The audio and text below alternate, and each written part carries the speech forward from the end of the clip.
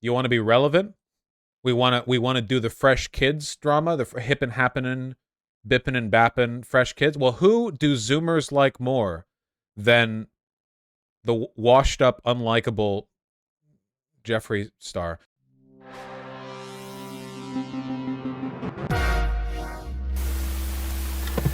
This is a Matt Walsh video. So basically, Jeffree Star recently in an interview came out with just a really pathetic like collection of pick me arguments where he, with the IQ that he has, which is not much, makes an effort to attack non-binary people. Here, hold on. I'm not into all the other bullshit. I think What other bullshit? the they and them Yeah. and all that extra shit that we added during the pandemic because everyone was so bored on their fucking houses. They just started to make up more More shit. stuff. Yeah.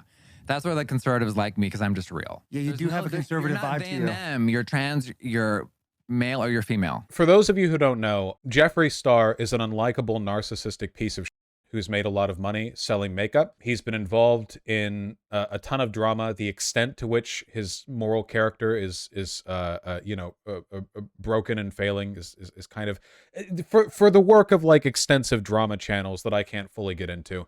And this is like an incredibly naked effort on his part to try to cultivate a new audience. But yeah, he's a weirdo narcissist. He also looks like he does here. So an attempt to try to buy out conservative interest is probably not going to work that well, which we'll see in a second. And you're And standing on people that. get so mad when I say that. How are you a they? What the f does that mean? It's stupid is what it is. Yeah. But you need someone like me that looks like me to say it. Because if you say it, it turns into you're homophobic. You hate trans people. You hate gays. And it's just how you feel. You don't hate anyone. You just think it's stupid. It goes on for a while. Really, really dumb stuff. But we don't need to talk about how it's dumb, partly because it's kind of self-explanatory, and also maybe more so because Matt Walsh is here. Matt Walsh, I've always liked this guy. What do you have to say? Today for our daily cancellation, I must again, unfortunately, cancel people on my own side, or at least theoretically on my own side. These are the conservatives who, over the past few days, have been frantically applauding their latest hero, their newly elected spokesman, their trendiest new conservative champion, Jeffree Star. And for those unfamiliar, as I was until 2 days ago, Star is a social media influencer and owner of a popular, I think, cosmetics brand. Star also enjoys dressing like a woman. But this flamboyant cross-dressing makeup salesman earned applause from many on the right, including prominent figures on the right, when he appeared on a podcast and said this. I'm not into all the... Whoa, twice? I think hearing it once is enough, don't you? Now that, what you just heard, makes Jeffree Star based, apparently. He's based now. He said one thing that conservatives like, and they were on the scene with pom-poms in no time. And yes, Star is right that the they-them stuff is BS, of course. Obviously. But the Obviously. problem, one of them anyway, is that he rejects non-binary while affirming trans. He says that the only valid categories are trans, male, or female. And to drive that point home, he made another... That's not how that works, but okay. Weirdly, doing it like that would make the trans category the non-binary category, which he was denouncing in that video, but okay. The three genders, yes. video responding to the backlash against his anti-they-them commentary, where he reiterated his support for and belief in transgenderism. Here it is. I just went on and I saw a few outlets saying that I'm transphobic. Jeffree Star, who has 5 transgender employees.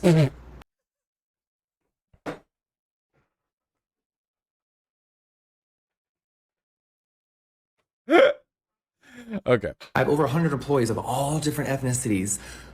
A brand that is inclusive to the entire world. What we're not going to do is lie. So if you... Wait, brand that is inclusive. He sells makeup. What kind of makeup company would you have to run that was specifically non-inclusive to trans people? How would that function? Would it be like foundation that like coagulates if it detects XY chromosome? How would you...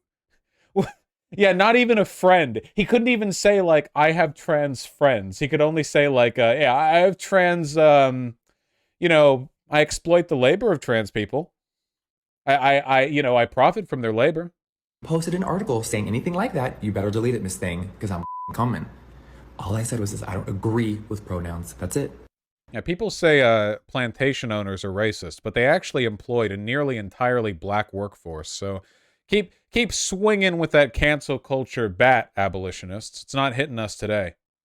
So you know how Cardi B sued that woman, and well, the lady don't have any money, but Cardi B won, allegedly, a lot of money from the lawsuit, even though she'll never get it. It's still the point of she won. That was phenomenal for someone like me that has been abused and dragged through the mud. Now, we all know all my past mistakes, girl.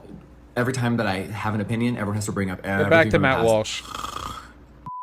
That's getting so old, but the support Please. and the understanding and the common sense from millions of people that I've seen over the last few days, it made me realize the planet's not that awful. Like, people get it.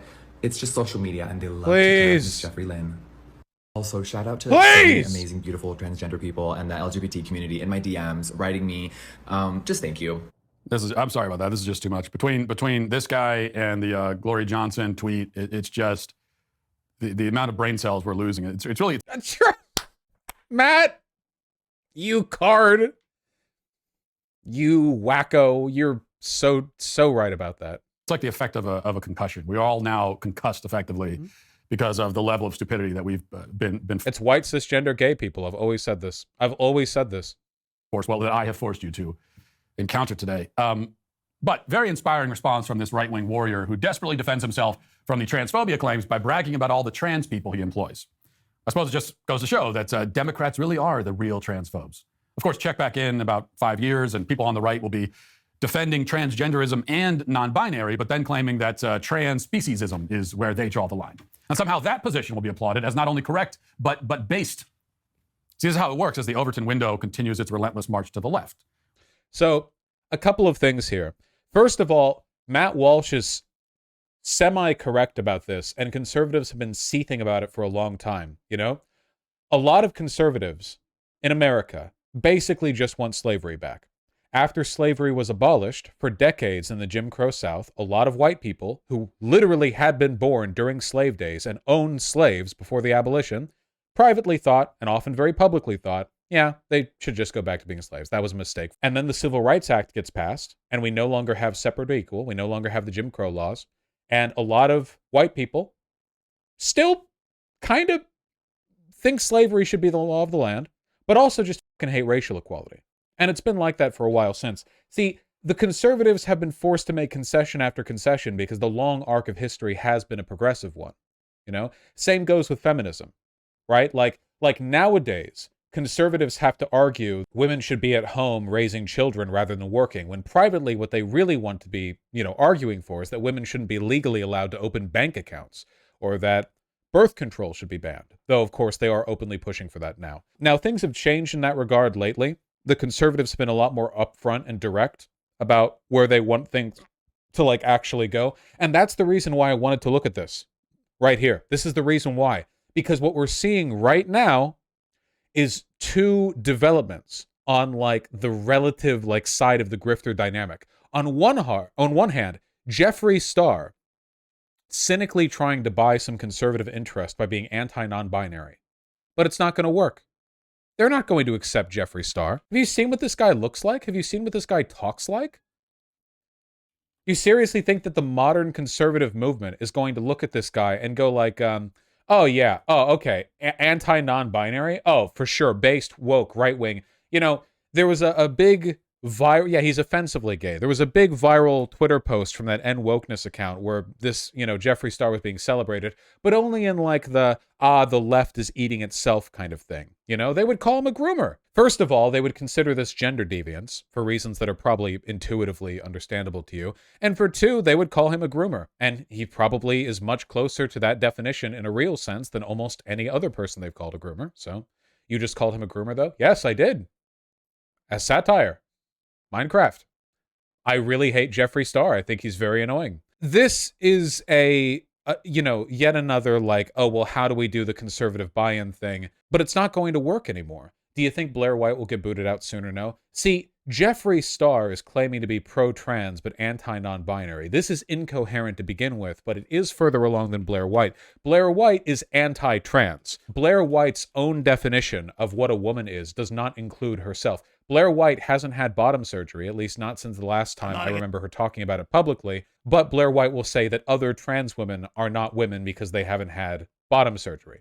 So Blair White might be a little bit farther along on the uselessness scale, how long they have till they get kicked out. But we've talked about this before with Ben Shapiro, haven't we? Recently, there was a spat between the Daily Wire and Steven Crowder. And a large part of that spat was characterized as Ben Shapiro, being one of Daily Wire's founders, being a kind of like, well, there was a lot of anti-Semitism thrown his way. The Nazis, like the openly far-right people, sided with Steven Crowder, who's very openly bigoted. And there's always been an attitude from the ultra-far-right that the Daily Wire is kind of, like a institutionalist, neoconservative hegemon representing Zionism, which Ben Shapiro defends, and conservative big money, which ultra-far-right people will, of course, do the whole, like, oh, it's Jews, so on and so forth thing. And then, when Steven Crowder went on Tim Pool to defend his behavior, he made a joke about how Steven Crowder's business, unlike the Daily Wire, isn't run by Jews. Do you remember that? He literally said that. You remember, don't you?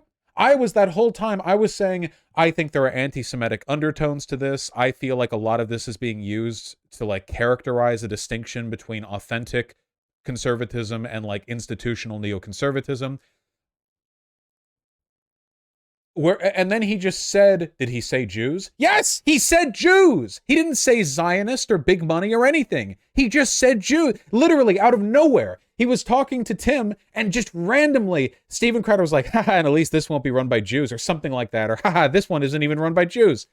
That's it. That was literally what was said. Even Tim Pool didn't have anything to say to that. He was like, and then Crowder was like, oh, well, I'm just saying. Like, it was so overt. Or yeah, it was like, you're not even Jewish, or something like that. Yeah. It was so overt, and I feel like I was vindicated there. My analysis was kind of affirmed with that behavior. And what I'm getting from all of this is that the right is advancing to a point where they no longer need to do outreach. They no longer feel a need to lie about how far right they are as a way of co-opting and bringing in new advocates for their positions. Clip? Oh yeah, sure, please give me the clip. Investors in Timcast. There's only me as the principal of the entire company, sole owner, sole board member, president, CEO, treasurer, chairman. Okay, so Tim was talking about how his thing works, how the Timcast thing works. Et cetera, et cetera, et cetera. Their staff, I have a COO, we've got people who work here, but I own literally all of it, control all of it with no outside investment. It's literally just, I started making— And you're not even Jewish. Because they're contrasting this to how the Daily Wire functions. Yeah, I'm just saying as a joke to the anti-Semites in there. By the way, we're not talking about, no one we're talking about is even Jewish. Just to be clear. That's a Nobody had mentioned anything about Jewish people up until this point. Nothing, nowhere, completely out of nowhere. The point that I'm making here is just that, much in the same way that back in 2016, Donald Trump held up a pride flag and was like, yeah, LGBT people for Trump. That's not going to happen anymore. The right is fully committed to being anti-LGBT. There's not going to be an LGBTs for Trump anymore. That's not happening. They can drop the pretense. And likewise, I feel like they've advanced far enough on the dynamic that people like Matt Walsh now feel a need to indicate, like, yeah, we don't need to pretend to support Jeffree Star as a way of getting back at the non-binary people. You understand what I'm talking about? It's about consolidation. There are times when extremist movements will consolidate and times when they'll do outreach. During outreach, they'll play down how extreme they are. They will minimize it. They will agree with others based on shared biases, even if they don't agree on a lot of other stuff. They're willing to compromise. They're willing to make amends, to make new friendships. And when they consolidate, they drop all of that. They are more open about their biases, and they reify that in-group, out-group distinction. And I think that's what we're seeing here. I mean, what did he think was funny about the joke? Was it just prejudiced, or was there an actual joke in there? So the Daily Wire is owned and backed by a lot of very powerful, very wealthy conservative corporate interests, and it's basically run by Ben Shapiro, who is, you may have heard this, Jewish. The whole Steven Crowder Daily Wire fiasco is characterized as Steven Crowder being this, like, independent, voice of conservatism, which he's not. He's been on the payroll of billionaires for years. And the Daily Wire is institutional. It's cucked. It's neocon. It's not authentic. The reason Steven Crowder said that is because he internally knows that, frankly, a lot of the far-right people just view the Daily Wire as what they think of it as Jewish. In every sense of the term for like a far-right person, like what a Nazi would think. Like, oh yeah, the Daily Wire, no wonder they're denying Steven Crowder his money, because they're Jewish, you know? Steven Crowder, being kind of an idiot, or drug-addled, I don't know, just says that? Just indicates that's on the mind? It's like you said, Shapiro's really the canary in the coal mine for this. It's Shapiro. To an extent, it's also Blair White. Blair White is not as good of an indication because Blair White isn't an institutionally backed conservative. She's just a YouTuber. If Blair White was on Daily Wire, then she would be way more of an effective canary in the coal mine. But obviously, they will inevitably just turn over and say the same stuff about her. I mean, remember that argument I had with the Jordan Peterson fan, where he was defending JP, saying that it was socially wrong for Elliot Page to publicly like be happy because that's like an implicit endorsement of being trans? What do you think Blair White does? Obviously, the exact same arguments would be turned against Blair White. Isn't Candace Owens a canary? No. The modern conservative movement is absolutely a racist one, but racism is not the generative force for the modern movement. Conservatism in America will always involve the voices of black and brown tokens. Always, always, always. They'll turn on other groups, but not black and brown people. They might in the distant future, but right now that is not happening. Conservatives love their black and brown tokens. So does the right consolidating right now mean they feel like they're losing, or do they think it means like they're winning? No, this is a winning move for them. It means they think they're powerful enough that they don't have to pretend. What was a fringe left-wing view yesterday suddenly becomes mainstream today, and the fringe today will be mainstream tomorrow. Meanwhile, the oblivious faction of conservatives, a rather large group, unfortunately, continue to embrace any position that is not at this moment on the extreme left-wing fringe. As long as it's not the most extreme version of leftism, they embrace it. But are they actually that powerful? Kind of. Their views don't represent the majority of Americans' views, but you don't need to have a majority in order to gain power.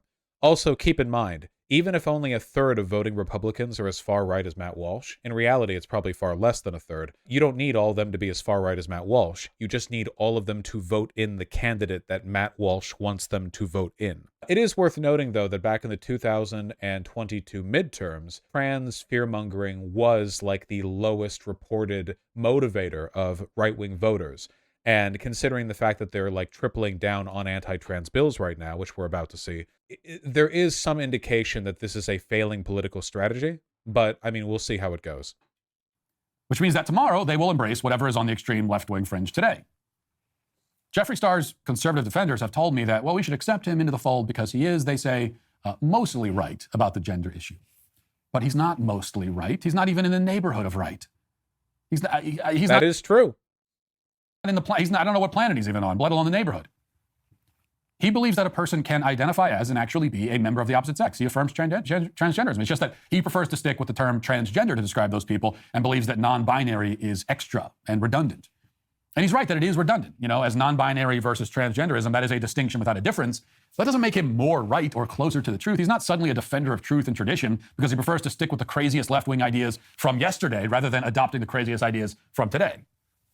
In fact, non-binary isn't even really crazier than transgenderism. These terms are, again... That is completely true. Actually, I would go so far as to say that what he's referring to here is transgenderism. It means binary trans people. Binary trans people are probably a newer concept than non-binary people, because you could argue in a kind of primitive communist sense that before the full dissolution of gender roles, non-binary people would have been considered a kind of social norm. Whereas the full adoption of another set of gender roles, contrary to that of your birth sex, that's more of a committed behavior. I think that would involve a bit more like determined agency to do that. But you know, this is more of an anthropological thing than anything else. It's not really a modern phenomena in either case. And redundant. They are versions of the same nonsense. Starr prefers using one term for the nonsense rather than two. This apparently is enough to make him our generation's William F. Buckley. The left here is using a classic manipulation technique. You make an outrageous demand so that a slightly less outrageous demand seems reasonable by comparison. We should all be familiar with this strategy. It's the oldest one in the book. right? Kids use it all the time. Just a few nights ago, my son came up to me after dinner and said, Daddy, can we all go get ice cream? Now, asking me to load all 6 kids in the car after dinner when I already have my sweatpants and slippers on definitely qualifies as an outrageous demand. That's one thing they know. Once the slippers come out, I'm not going anywhere. We are here for the... This is a fake story. We all know that Matt Walsh's kids don't ask him for anything because they know that asking him questions after dinner is a good way to get beaten. So this is completely made up. He thought of this in his head. night. So I said no, and then he immediately followed it up with, okay, well then can we just watch a movie? Now in that case, I knowingly allowed myself to be suckered by the strategy and I let them watch a movie. But on a cultural level, in the battle with the left, we cannot be so easily duped by these kinds of tricks. Just because non-binary is arguably a little weirder than trans, that doesn't make trans legitimate or any closer to legitimate than it was before. It is actually kind of interesting that things have moved over to this point, in large part because I feel like it's kind of an embracing of the abandonment of moderation, even as like an optical value. You know what I mean? Like, how do I put this? If you have conservatives who are willing to, okay, do you guys remember, again, when I was talking to the Jordan Peterson fan, and in the discussion with some of the super chatters afterwards, there were some Nazis who didn't like Jordan Peterson because they thought he was, like, cucked? And I was trying to explain to them, you guys are idiots. Obviously, everyone's going to publicly denounce you. You walk out onto the soapbox and you scream, you know, like, Sieg Heil, I love Hitler. And, like, obviously you're going to get denounced like that. Jordan Peterson is a more effective version of you because he legitimizes a lot of the same norms without being stupid enough to openly defend, like, your worst positions. But they're moving more and more towards openly defending the worst positions, aren't they? Celebrating Jeffree Star at this point. It's like if somebody was beating you over the head with a baseball bat, and then Jeffree Star ran in and said, no, don't beat him over the head with a baseball bat. Just stomp on his face with your boot instead. Here, I'll help. Now, it's true that getting stomped is probably a little better than being bludgeoned with a bat, but does that automatically make the person stomping on your face an ally? Would you applaud this person as they kick you in the skull and say, wow, this guy's great. We should invite him to CPAC. No, he's still your enemy. He's still trying to kill you, just perhaps in a slightly less efficient manner. See, the curse of the big tent conservatism approach is that now our tent is filled with people who are directly trying to undermine our cause. See? Now, this is kind of a self-destructive tendency as well. It's not always a good move to consolidate. The conservative movement is consolidating right now because they think they're strong, and whether or not they actually are remains to be seen, unfortunately. But it is also sometimes a bad move. In fact, oftentimes I would say that consolidating is the wrong move.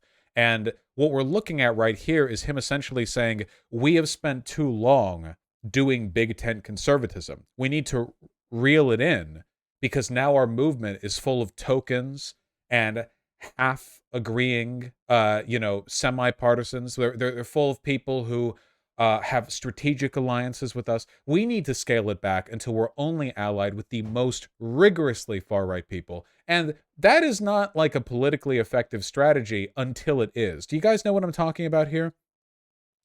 To bring out a comparison that nobody has ever heard before, like a good one would be that Hindenburg and the conservatives back in Germany were unpopular back when they were in power and appointed Hitler as chancellor because they wanted to borrow some of his popularity and his populist fervor.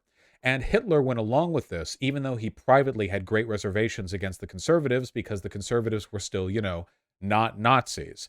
Eventually, when Hitler felt he had enough power, he consolidated power, took charge, and then, well, most of the conservatives ended up being dead or folded into the movement. And they did the same thing with the Night of Long Knives. They had the more like more populist, more like left-leaning Strasserite wing of the Nazi Party, along with plenty others. And they needed them for as long as they needed them, but eventually they purged them because they didn't feel they needed them anymore. And they were right. They didn't need them anymore. That was true. From a political perspective, the Nazis and Hitler were, oh God, I just nearly set myself up for quite a bit of clipping. From a political perspective, the Nazis and Hitler were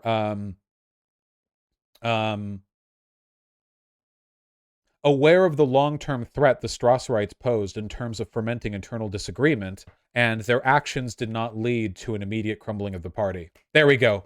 We avoided saying right. That was whoa, I caught myself there. That wasn't a bit. I didn't plan that. I didn't stop there at a moment. I didn't say right. I stopped one word before. Okay. A big tent doesn't do you a lot of good when you're inviting people under it who will just try to rip it down and leave all of us standing in the rain, which is what's happening. One last point on all this. Star says that we need someone who looks like him to say the things that he says, because if we say it, that is, if normal people who aren't cross-dressing circus performers say it, then we will be called bigots and transphobes. Well, except this logic is refuted by his follow-up video in which he defends himself against accusations of bigotry and transphobia. So it turns out that... Wow, that was a straightforward affirmation of my point right there. That's plain as day, isn't it? Oh my God. Just...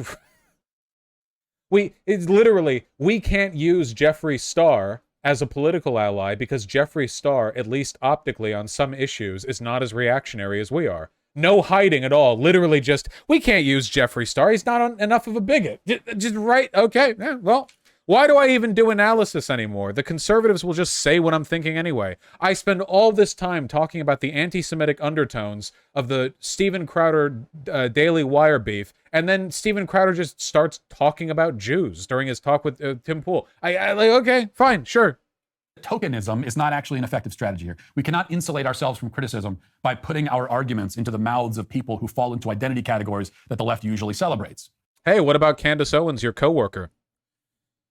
Candace Owens, like 80% of her takes on race are followed up and clarified by her reminding everyone watching that she is in fact black, in case we've forgotten. Okay, I don't know how conservatives keep thinking this strategy will work. It never has. It never will. Doesn't work. Like, can you give me an example of someone who's in one of these identity groups and they make a conservative, well, not even conservative, they make a slightly less left-wing argument and the left goes, well, you know, normally I disagree with that, but this person is an identity group that we support, so I think we'll take it into consideration. Has that ever happened? Is there one example of that working? Yes. Ooh, he's actually demonstrating a pretty big lack of awareness right here. It might be because he can't openly say it. Like, he can't openly say, we'll use tokens when it's convenient to us, but abandon them when it's not convenient to us. But actually, the growth of the modern conservative movement has been built almost entirely on that kind of disingenuous outreach. Think of all of the Candace Owens, the black plant, or the Democratic plantation, you know, like black conservative outreach. Think of Ben Shapiro cynically posturing his Jewishness and his Zionist tendencies as a way of accusing Ilhan Omar and Democrats broadly of being anti-Jewish. Think of everything Blair White, Dave Rubin as well with gay people. But now with Dave Rubin, they're not pretending anymore, huh?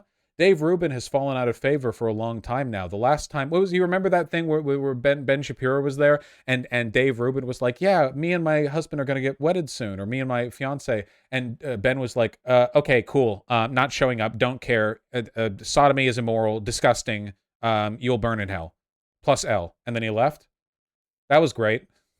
No, it doesn't, because the left values ideological conformity over all else. Their vision of diversity is one in which people of all races, ethnicities, sexual orientations, except white males, and made-up genders come together to march in lockstep and speak in unison.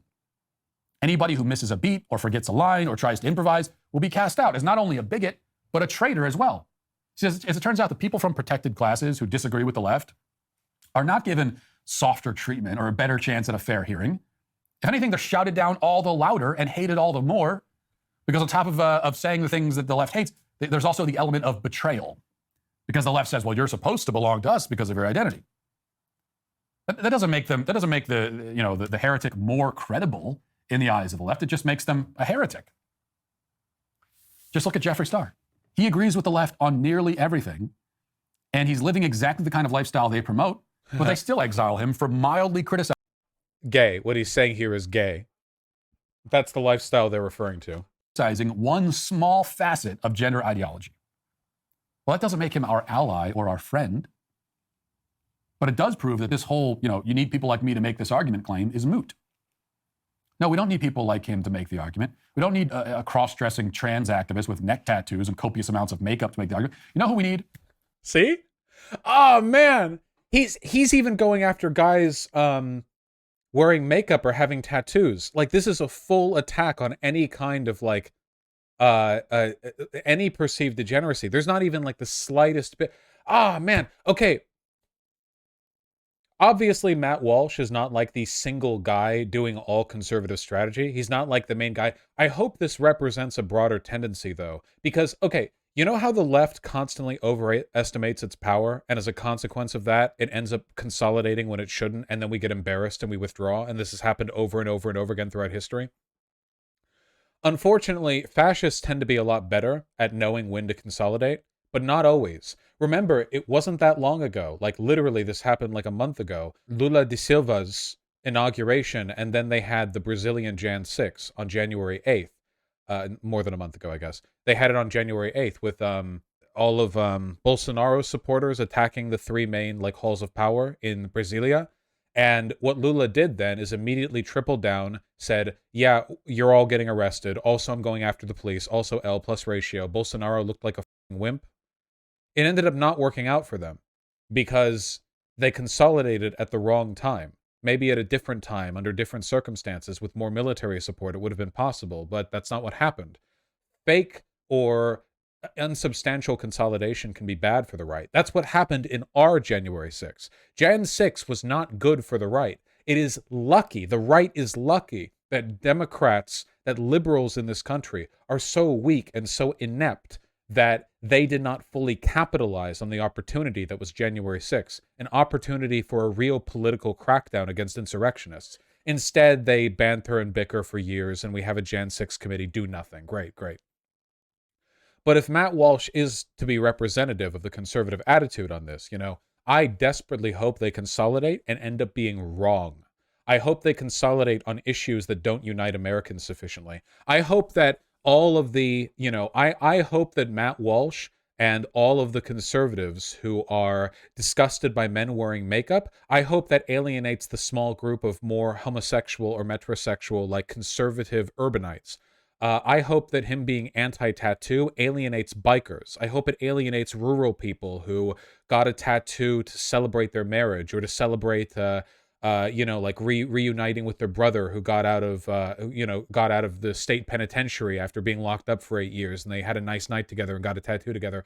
I hope they consolidate on the wrong issues and it hurts them badly. That's what I want. I want them to consolidate and be wrong. I want every person who is not a cis, straight, tattooless, completely orthodox guy to be alienated from the conservative movement because they consolidate too hard and in the wrong direction. This goes back to the beginning of the show. We need normal people. That right there is the attitude that I want conservatives to run on and lose on. Because there's no such thing as a normal person. Everyone is a freak. Normal people like you. Normal, common sense people who live normal lives and dress and act like normal people. Literally, like, look at this. Dripping with contempt for people who are not like him. For people who haven't had old logs of him ranting about the fertility of 16-year-old girls from a car with like a webcam. Normal people like that. We need them to speak up and be advocates. Because after all, normalcy is what we're trying to defend, isn't it? The best defender of normalcy is a normal person. And not just one normal person, but legions of them, an army of normal people. Obviously, you already know this, but this is as overt of fascist rhetoric as it's possible to get to. It like literally, because in this case, normal is being juxtaposed against degenerate. It's literally like we need a resurgence of traditionalism to rise up against it. Like it's the narrative, like capital T, the capital N narrative. It's yeah, okay. Demanding a return to sanity and common sense and basic moral decency. Jeffree Star is not ever going to be an effective champion for that cause. But you can. Nor will anyone else. Can be. And that is why Jeffree Star and his conservative defenders are today canceled. That'll do it for. Nice. Yeah, we'll see how effective this rhetoric ends up being. Anyone on our side who would trust somebody like Jeffree Star was probably not on our side to begin with. I love this narrative. I really hope they commit to it. Because this right here, this is how you lose a political battle. We need more of this. The right has built itself off of a disingenuous outreach for a long time, and if we're finally done with it, Ah, yes, conservatives conserving degeneracy is all the rage these days. Yep. This is Nazi rhetoric. Come on, Matt. Look at the guy. You think I'm putting my trust in that? Yes. Alienate. No more of the unifying rhetoric. No more of this, well, I think we're all together in this as long as we disagree with this crazy transgenderism stuff. No. Double down, triple down on this. Actually, you're only an effective advocate for bigotry if you look like me. That's what yes. Do it. A lot of conservatives embrace Bruce Jenner, too. He's not mostly right either. Yes! One of the most famous trans people in America. Yes, absolutely. You should denounce them. Cut them off. The movement doesn't need them. And you know what? Matt Walsh isn't even blonde. And are those eyes brown? Ugh, not even blue-eyed. Frankly, I think we need normal people running this channel. When a demon is calling out his own, he is still a demon. They sound so similar to the gatekeeping purity testing Twitter lefties. They do, don't they?